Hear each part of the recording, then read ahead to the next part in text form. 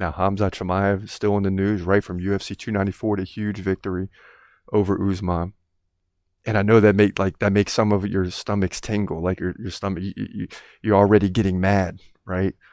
Because now you get to hear another 6 months to a year it is, right, until he fights again. And then you hope he loses, but your stomach's tingling. But at the end of the day, it doesn't matter what anyone says. Khamzat won the fight, and he beat Usman, one of the best fighters the world has ever seen. I mean, he was number one pound for pound for a good amount of time. And of course, there's other fighters that are probably better, but Usman's one of the best. Can you say he's not? And Khamzat wins. And what did I tell you? Even after the fight, don't matter if he KOs him in 10 seconds.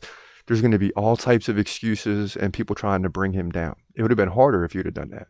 If you'd have got the finish in round one, people would have been like, holy cow. The bottom line is he dominated the guy for the first round.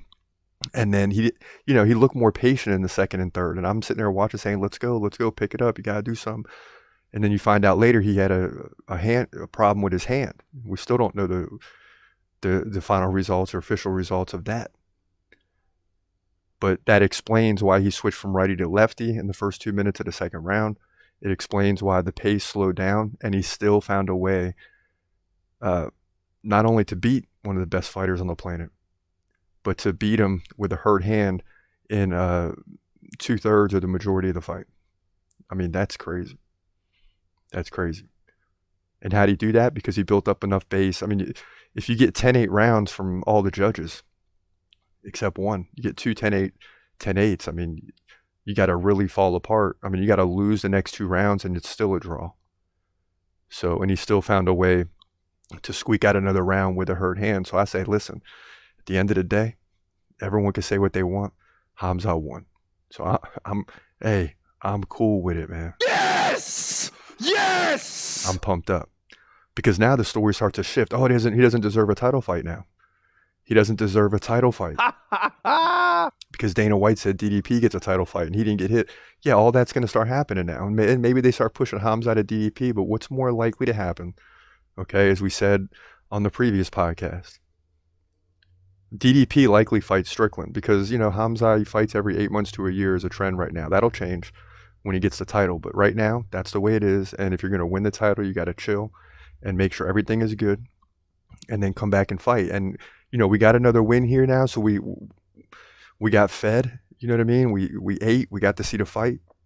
And now we're good for a few months before we start barking at the top of the rooftop and saying, what's up? When's the fight coming? What's going on? And people start getting crazy again. Right now we're good. We got to find out what's wrong with the hand. Okay. We got to see what's going on there. And then, you probably get DDP and Strickland. Okay. Dricus Du Plessis and Strickland. And the winner of that faces Khamzat. That's what I think happens. So then people are going to say, oh, see, Khamzat didn't get the next title fight. His next fight will be for the title if the UFC is true to its word. And Khamzat's fan base isn't the one to go back on your word against because we're like some diehard crazy fans. We already believe that he's the champ. Okay. And this isn't the guy you can go back on and say, well, maybe you need a number 3, number 4 contender. No, you said the title. He was number 3 in the welterweight. They wouldn't give him a title fight. Okay. He goes in there and beats a number 1 contender, right? And not in the right weight class and short notice, whatever. Beats Usman handily, takes him down in the first and controls the heck out of him. Who else has done that? Would have loved to see the finish. Could have changed everything. But the bottom line is, you're facing one of the best defensive guys on the planet. It's going to be very hard to submit him. Anyone else, it's over. Anyone else is over. But Usman is that good. He knows how to keep the chin down. He's smart. He practices for that stuff. And still, Khamzat dominated him. And Khamzat deserves a fight for the title. We don't want to hear anything else. We're not going to accept it. We're going to be upset. And we're going to remind the UFC every chance we get that, no, you said, this time you said it, okay? We're Khamzat fans. We already think he has won the title. You understand? And now you said that he's fighting for the title, so you can't do that to us. I mean, you can, but we're not going to let you live it down. That's the problem. So the UFC has a decision to make in that realm.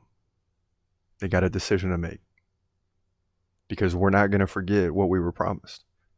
And when I say we, I mean fans of Khamzat Chimaev. It's that simple.